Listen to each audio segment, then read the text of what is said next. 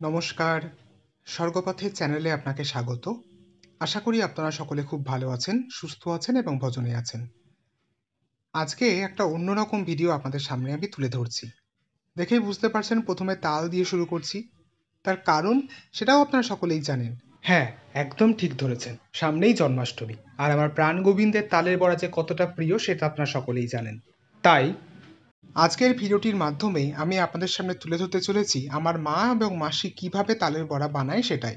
তো প্রথমেই দেখলেন আমার মা তালটাকে ভেঙে নিয়ে তার খোসা ছাড়িয়ে নিয়ে এখন এটাকে আমরা তাল মারা মই বলি, এইগুলোর সাহায্যে মা এখন তালের শাঁসটাকে বের করে নিচ্ছে। একটুও তালের ওই সুতোর মতো অংশগুলো কিন্তু এর মধ্যে আসে না। তো এই যে তালের মাড়িটা আলাদা করে নেওয়া হয়েছে, এবার এটাকে কড়াইয়ের মধ্যে দিয়ে এর মধ্যে চিনি দেওয়া হয়েছে। এটাকে একটু ফুটিয়ে নিতে হবে, জাস্ট চিনিটাকে গলিয়ে নিতে হবে। আপনারা এখানে গুঁড়ো দিতে পারেন।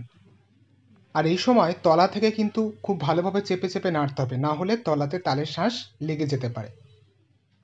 ও আর একটু নুনও এর মধ্যে দিয়েছিল মা। এই যে দেখুন তালের শাঁসটা একদম রেডি হয়ে গেছে, এবার এটাকে একটু ঠান্ডা হবার জন্য রেখে দিতে হবে।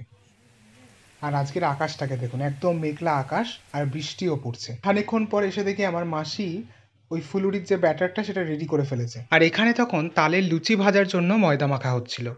তো তালের লুচিটাই বলে দিই, প্রথমে ওই তালের যে শাঁসটা তার মধ্যে আপনার পরিমাণ মতো ময়দা অ্যাড করে করে একটা, যেভাবে আটা মাখে লুচি বা রুটি তৈরি করার জন্য সেরকম একটা ডো তৈরি করে ওখান থেকে লেচি কেটে কেটে লুচি বেলে লুচি ভাজা হয়েছিল।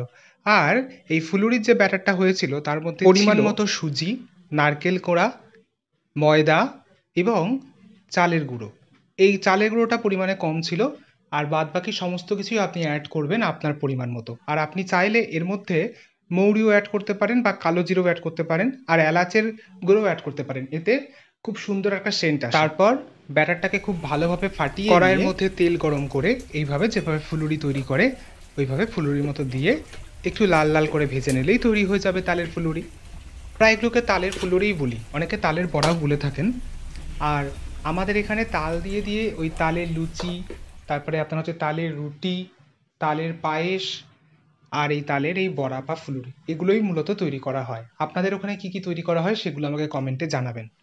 দেখছেন কি সুন্দর সুন্দর ফুলুরিগুলো ফুলেছে। আমার মাসি এই সমস্ত কিছু তৈরি করতে একদম এক্সপার্ট। তো তালের বড়া তো হলো, এইবার চলুন দেখে নেওয়া যাক তালের লুচি। তো যেভাবে আমি বললাম তালের ওই মানে লুচি বেলার জন্য যেরকম ডোয়ের প্রয়োজন হয় সেরকম ডো করে নিয়ে সেখান থেকে লেচি কেটে আমার মা এই যে লুচি বেলছে। আর এরপর এগুলোকে কড়াই দিলেই সেগুলো ফুললেই তালের লুচি তৈরি। এই যে দেখুন আমার মাসি কড়াইয়ে দিয়েও দিয়েছে আর লুচি অলরেডি ফুলতে শুরুও করে দিয়েছে। তো এইরকমভাবেই মূলত আমাদের বাড়িতে আমার মা এবং মাসি তালের লুচি তৈরি করে থাকে বা তালের বড়া। আর যেদিন এই তালের লুচি বা তালের বড়া হয় সবার আগে তার অধিকার থাকে গোবিন্দের।